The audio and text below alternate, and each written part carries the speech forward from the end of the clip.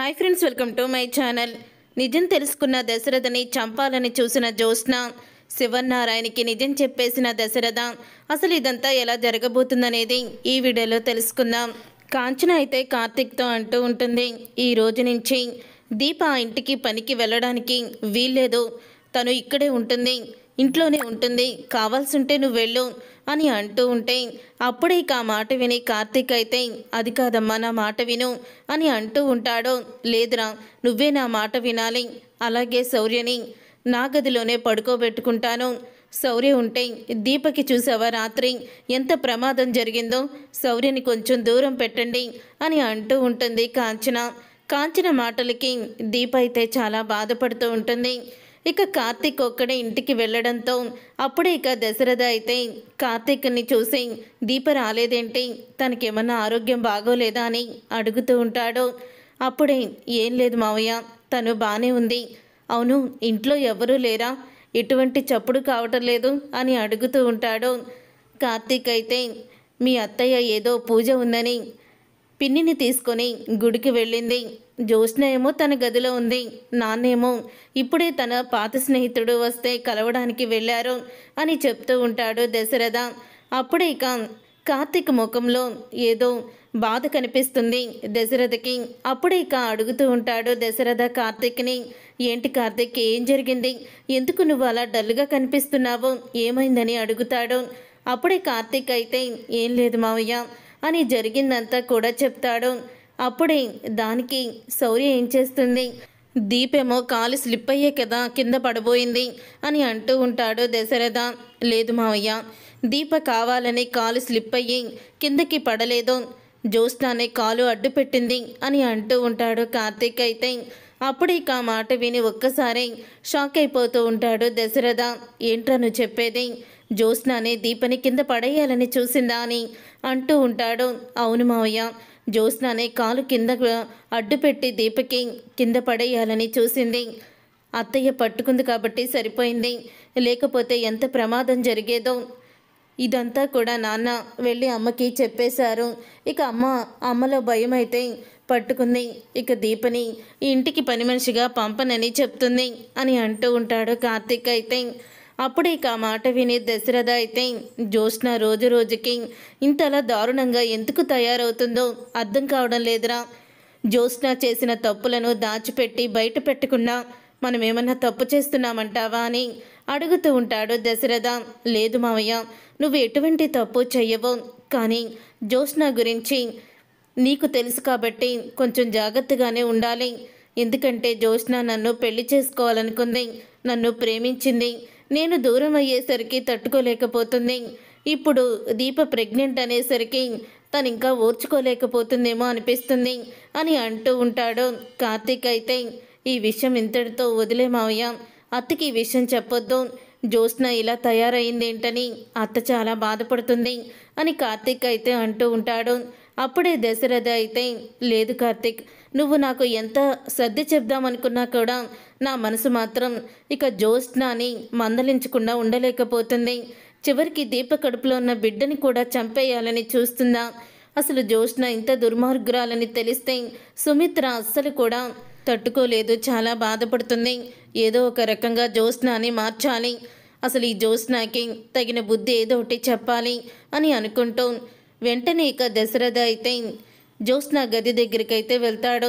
అప్పుడే జ్యోత్స్నకి ఫోన్ వస్తుంది. నువ్వా, ఎందుకు ఫోన్ చేసావని జ్యోత్స్న సీరియస్గా ఫోన్లో అయితే మాట్లాడుతూ ఉంటుంది. అప్పుడు ఇక దశరథ అయితే ఎవరు జ్యోత్స్నకి ఫోన్ చేసింది, తనేంటి అంత సీరియస్గా మాట్లాడుతుంది అని అనుకుంటూ ఉంటాడు. అప్పుడు ఇక జ్యోత్స్న అయితే నీకు ఇవ్వాల్సిన పేమెంట్ మొత్తం కూడా నేను ఇచ్చేశాను, ఎక్స్ట్రా పేమెంట్ ఎందుకు అడుగుతున్నావు, మళ్ళీ బ్లాక్మెయిల్ చేస్తున్నావు, నీ దగ్గర ఏదో వీడియో ఉందంటున్నావు, ఏంటా వీడియో అని అడుగుతూ ఉంటుంది జ్యోత్స్న. అప్పుడే ఇక అవతలి వ్యక్తి ఫలానా చోటుకి రమ్మని చెప్తూ ఉంటాడు జ్యోత్స్నకి. అదంతా కూడా విని దశరథ అయితే జ్యోత్స్న ఎవరితోనో మాట్లాడుతుంది, వాళ్ళు జ్యోత్స్నని బెదిరిస్తున్నారు, డబ్బులు కూడా ఇచ్చామంటున్నారు, అసలు ఏం జరుగుంటుంది అని అనుకుంటూ ఉంటాడు దశరథ. ఇంతలో జ్యోత్స్న అయితే నువ్వెక్కడున్నావో చెప్పు, నేను అక్కడికి వస్తాను అని అంటూ చెప్తూ ఉంటుంది. ఆ వీడియో మాత్రం ఎవరికి చూపించొద్దు అని అంటుంది. అప్పుడు ఇక జ్యోత్స్న అయితే కంగారుగా హడావిడిగా బయలుదేరుతూ ఉంటుంది. అలా టెన్షన్ పడుతూ బయలుదేరుతున్న జ్యోత్స్నాని చూసి అనుకుంటూ ఉంటాడు దశరథ అయితే అసలు ఏమైంది జ్యోత్స్నాకి, ఎందుకని తను అంత హడావుడిగా వెళ్తుంది, ఏం జరుగుంటుంది అని ఆలోచిస్తూ ఉంటాడు. అప్పుడే ఇక జ్యోత్స్న వెనకాలే తను కూడా ఫాలో అవుతూ వెళ్తాడు. అలా జ్యోత్స్న వెనకాల తను ఫాలో అవుతూ వెళ్తూ ఉన్నప్పుడే జ్యోత్స్న అయితే ఒక చోట కారు ఆపుతుంది. అలా చోట కారు ఆపేసరికి దూరంగా కూడా దశరథ కారు ఆపుతాడు. ఎవరి కోసం తను వెయిట్ చేస్తుంది, అసలు ఎవరై ఉంటారు, ఇప్పుడు నేను కారు మీద వెళ్తే నా మీద అనుమానం వస్తుంది, కారు మీద వెళ్ళకూడదు అని అనుకుంటూ నడిచి కారు దూరంగా పార్క్ చేసి అయితే వస్తూ ఉంటాడు దశరథ. ఇంతలో ముఖానికి మాస్క్ వేసుకొని సత్తిపండు అయితే జ్యోత్స్న దగ్గరికి వస్తాడు. అప్పుడు ఇక జ్యోత్స్న అయితే ముఖానికి ఆ మాస్క్ ఏంట్రా అని అడుగుతూ ఉంటుంది. నన్నెవరూ గుర్తుపట్టకూడదు కదా మేడం, అందుకనే ముఖానికి మాస్క్ వేసుకొని వచ్చాను అని అంటూ ఉంటాడు సత్తిపండు. నిన్నెవరు గుర్తుపడతారులే, అయినా నువ్వు ఎవరికి అవసరం ఉండవు అని అంటూ ఉంటుంది జ్యోత్స్న. ఇప్పుడు మీకు అవసరం పడ్డాను కదా అని అంటూ ఉంటాడు సత్తిపండు. ఏంటి ఫోన్లో ఏదో వీడియో ఉందని నన్ను బెదిరిస్తున్నావేంటి, అసలు ఏమనుకుంటున్నావు, నేను చెప్పాను కదా నీకు మనిద్దరి మధ్య ఉన్న ఈ విషయం బయటికి రాకూడదని, అసలు వీడియో ఎవరు తీశారు అని జ్యోత్స్న అడుగుతూ ఉంటుంది. ఈ వీడియో ఎవరు తీశారంటే నాకు బాగా కావాల్సిన వాళ్ళే తీశారు, ఎందుకంటే రేపటి రోజున నీ వల్ల నాకు కూడా ఏదైనా ప్రాబ్లం ఉంటే అప్పుడు ఈ వీడియో నాకు ఉపయోగపడుతుందని ఈ వీడియోని నేనే తీయించాను అని చెప్పేస్తాడు సత్తిపండు. అంటే ఇప్పుడు ఈ వీడియోని నువ్వు పోలీసులకు చూపించి నన్ను అరెస్ట్ చేయిస్తావా అని అడుగుతూ ఉంటుంది జ్యోత్స్న. అప్పుడే ఆ మాట విన్న సత్తిపండు, అయినా కన్న తండ్రిని కడతీర్చాలనుకున్నారు మీరు, అలాంటిది మీకు ఒక లెక్క అని అంటూ ఉంటాడు. అప్పుడే ఇక ఆ మాటని దశరథ అయితే వినేస్తాడు. అవును, కన్న తండ్రిని చంపాలని చూశాను, ఇప్పుడేంటి, ఏం చేస్తావు నువ్వు అని అడుగుతూ ఉంటుంది జ్యోత్స్న. నేనేం చేసేదేమీ లేదు, మీరు నాతో మాట్లాడిన వీడియోలు, అకౌంట్లో డబ్బులు వేసినవి మొత్తం కూడా నా దగ్గర ఉన్నాయి, సరాసరి మీ తాతయ్య దగ్గరికి ఈ విషయాన్ని తీసుకువెళ్తాను, అప్పుడే శివనారాయణ గారి సరైన తీర్పునిస్తారు అని అంటూ ఉంటాడు సత్తిపండు. అప్పుడే ఆ మాట విని ఒక్కసారే షాక్ అయిపోతూ ఉంటుంది జ్యోత్స్న. అయితే ఇప్పుడు నీకేం కావాలి అని అడుగుతూ ఉంటే, ఇప్పుడు దారిలోకి వచ్చారు మేడం, నాకు కాస్త డబ్బు కావాలి అని అడుగుతూ ఉంటాడు. ఆల్రెడీ నీకు నేను 1 కోటి రూపాయలు ఇచ్చాను, అయినా సరే ఆ డబ్బులు నీకు సరిపోలేదా అని అడుగుతూ ఉంటుంది జ్యోత్స్న. అంటే జ్యోత్స్న ఆఫీస్ డబ్బు వాడింది వీడికి ఇవ్వడానికి అనమాట అని దశరథ అనుకుంటూ ఉంటాడు. మేడం, మీరు నాకు 1 కోటి రూపాయలు ఎందుకు ఇచ్చారు, మీ నాన్నగారిని నేను షూట్ చేశానని, కానీ తర్వాత 50 లక్షలు తీసేసుకున్నారు కదా, మీ నాన్నగారు పూర్తిగా చావలేదని, హాస్పిటల్ నుంచి ఇంటికి క్షేమంగా తిరిగి వచ్చేశారని, నేను సరిగ్గా చెప్పిన పని చెయ్యలేదని నా దగ్గర 50 లక్షలు లాగేసుకున్నారు, మరి ఇప్పుడు ఇవ్వండి మేడం అని అడుగుతూ ఉంటాడు సత్తిపండు. అప్పుడే దశరథకి తను చంపాలని చూసింది జ్యోత్స్న అన్న నిజం తెలిసిపోతుంది. ఇంకా జ్యోత్స్న అన్న నిజం తెలిసిపోయి ఒక్కసారి షాక్ అయిపోతూ ఉంటాడు. ఇక దశరథ అయితే, జ్యోత్స్న ఇంత దుర్మార్గురాల, కన్న తండ్రినైనా నన్నను కూడా చూడకుండా తను చంపాలని చూసిందా, అసలు జ్యోత్స్న ఎందుకు ఇలా ప్రవర్తిస్తుందో తెలుసుకోవాలి అని అనుకుంటూ ఉంటాడు దశరథ. ఇంతలో ఇక అక్కడి నుంచి సత్తిపండు డబ్బులు తీసుకొని వెళ్ళిపోయంగానే ఇక ఇంతలో పారిజాతం అయితే వస్తుంది. పారిజాతాన్ని చూసి షాక్ అయిపోతూ ఉంటుంది జ్యోత్స్న. షాక్ అయిపోతూ, ఒసే ఏం చేసావే నువ్వు, అంటే ఆ 1 కోటి రూపాయలు ఇచ్చింది వీడికేనమాట, దశరథని నువ్వే షూట్ చేయించావా అని అడుగుతూ ఉంటుంది పారిజాతం. గ్రానీకి మొత్తం తెలిసిపోయినట్టుంది, ఇప్పుడు గ్రానీకి మొత్తం తెలిసిపోయినా సరే ఏదో ఒక అబద్ధం చెప్పి తప్పించుకోవాలి అని అనుకుంటూ ఉంటుంది. ఏంటి, ఎటువంటి అబద్ధం చెప్పి తప్పించుకోవాలని ఆలోచిస్తున్నావని పారిజాతం అడుగుతూ ఉంటుంది. నువ్వింత దుర్మార్గంగా ఆలోచిస్తావని తెలీదు, అసలు దశరథని చంపించాలనే ఆలోచన నీకెందుకు వచ్చింది, ఆ రోజు దేవుడి దయ వల్ల దశరథ బ్రతికాడు, లేకపోతే ఏం జరిగేది అని అంటూ ఉంటుంది పారిజాతం. అప్పుడే ఇక జ్యోత్స్న అయితే, ఏముంది గ్రాని, పైకి పోయేవాడు, ఈ మధ్యకాలంలో నాన్న నన్ను, అదే మా డాడీ ఊరికూరికినే అవమానిస్తున్నాడు, అనుమానిస్తున్నాడు. అందుకని ఆయన క్యారెక్టర్ని చెరిపేస్తే అలాగా నాకు మళ్ళీ ఫేవర్గానే ఉంటుందని అనుకున్నాను. అందుకే ఆ రోజు దీపని కేసులో ఇరికించి శాశ్వతంగా జైల్లో పెట్టించాలని అనుకున్నాను అని అంటూ ఉంటుంది జ్యోత్స్న. అప్పుడే అది విని ఒక్కసారే పారిజాతం, నాకు తెలియకుండా ఎన్ని చేశావే, ఎందుకే నీకు ఆ దీప అంటే అంత పగ, ఎంత నువ్వు ప్రేమించిన కార్తిక్ని పెళ్లి చేసుకుంటే తన మీద అంత పగని పెంచుకుంటావా అని అంటూ ఉంటుంది పారిజాతం. ఇప్పుడు కూడా తన కడుపులో ఉన్న బిడ్డని చంపేయాలని చూస్తున్నావు అని అనంగాల్ని అప్పుడే ఇక జ్యోత్స్న అయితే, నేను దీప మీద ఎందుకంత కక్ష పెట్టుకున్నానో తెలుసా, దీపే శివన్నారాయణ వారసురాలు, శివన్నారాయణ ఇంటి వారసురాలు దీప, సుమిత్ర దశరథల కూతురు అని అంటూ ఉంటుంది జ్యోత్స్న. అది విని ఒక్కసారి దశరథ షాక్ అయిపోతూ ఉంటాడు. అంటే జ్యోత్స్న నా కూతురు కాదా అని స్టన్ అయిపోతూ ఉంటాడు. ఏంటే నువ్వు చెప్పేది? అవును గ్రాని, ఆ రోజు నువ్వు నన్ను దీపని మార్చేసిన తర్వాత ఆ సైదులుగాడు దీపని చంపలేదు, బస్టాండ్లో వదిలేస్తే ఆ కుబేర తీసుకువెళ్ళి పెంచుకున్నాడు. ఆ కుబేర ముఖాన్ని మా నాన్న చూసేశాడు దాసు అని అంటూ జ్యోత్స్న జరిగిందంతా కూడా చెప్తుంది. అప్పుడే ఇక నిజాలు తెలుసుకొని, అంటే జ్యోత్స్న ఆస్తి కోసం ఇంటి వారసురాలుగా ఉంటుంది, పిన్ని ఇంతకీ తెగించిందని అస్సలు కూడా అనుకోలేదు అని అనుకుంటూ ఉంటాడు దశరథ. అయితే అప్పుడే ఇక పారిజాతం, నువ్వు నిజాలు చెప్తుంటే నాకు భయమేస్తుంది, అసలు నువ్వు చెప్పేది నిజమేనా, దీప ఆ ఇంటి వారసురాలా అని అంటూ ఉంటుంది పారిజాతం. అవును గ్రాని, నేను చెప్పేది నిజం, దీప ఆ ఇంటి వారసురాలు, అందుకనే కదా దీప మీద నేను అంత కోపాన్ని పెంచుకున్నాను అని అంటూ ఉంటుంది జ్యోత్స్న. అప్పుడే పారిజాతం అయితే, ఒక పక్క నువ్వు చేసేది మన మంచికి అనిపిస్తున్నా, దశరథని చంపాలనుకోవడం మాత్రం అది నువ్వు చేసిన తప్పే. దశరథ ఎంత కాదనుకున్నా నిన్ను పెంచిన తండ్రి, అలాంటి దశరథని ఎందుకు చంపాలనుకున్నావు? ఇప్పుడు ఈ విషయం కానీ బయట పెడితే మీ తాతయ్య మన ఇద్దరిని కూడా అదే గన్నుతో షూట్ చేసేస్తాడు అని అంటూ ఉంటుంది పారిజాతం. గ్రాని, అంత ఈజీగా ఏమీ తెలియదులే, ఈ సత్యపండు ఎప్పటికీ కూడా వాళ్ళకి దొరకడు అని అంటూ ఉంటుంది జ్యోత్స్న. తర్వాత ఇక పారిజాతం, అమ్మో నేను వెంటనే ఇంటికి వెళ్ళి బీపీ టాబ్లెట్ వేసుకోవాలి అని పారిజాతం అక్కడి నుంచి వెళ్ళిపోతుంది. అప్పుడే దశరథని చూసేస్తుంది జ్యోత్స్న. పారిజాతం వెళ్ళిపోయిన తర్వాత ఇక దశరథని చూస్తుంది.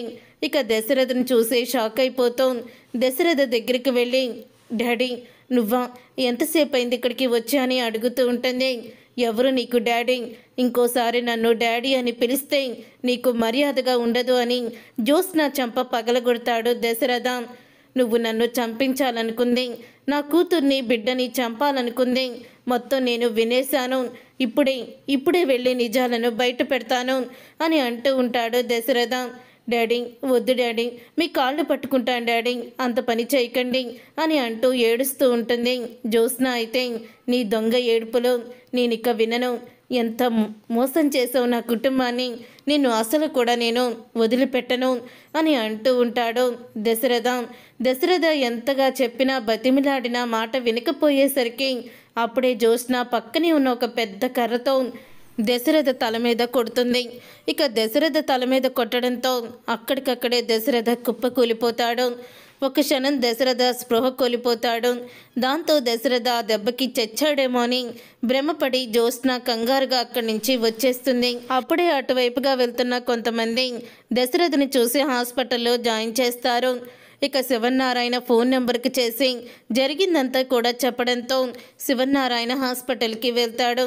వెళ్ళాక అప్పుడే ఇంకా దశరథ, నా కొడుకు డాక్టర్ తన పరిస్థితి ఎలా ఉంది అని అడుగుతూ ఉంటే, ప్రస్తుతానికి ఆయనకి పర్వాలేదండి, తలకి ఎవరో గాయం గట్టిగానే కొట్టారు, కొంచెం ఉండుంటే తను గతాన్ని మర్చిపోయేవాళ్ళు, మీరు లోపలికి వెళ్ళి చూడండి, ఎక్కువ డిస్టర్బ్ చేయకండి అని డాక్టర్ అయితే చెప్తారు.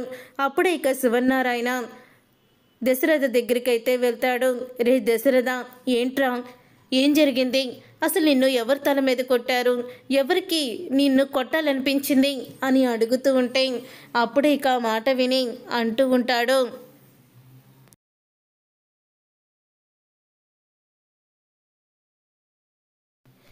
దశరథ అయితే నన్ను జ్యోత్స్న కొట్టింది నాన్న అని అనగానే, అదేంట్రా జ్యోత్స్న నిన్ను చంపాలనుకోవడం ఏంటి?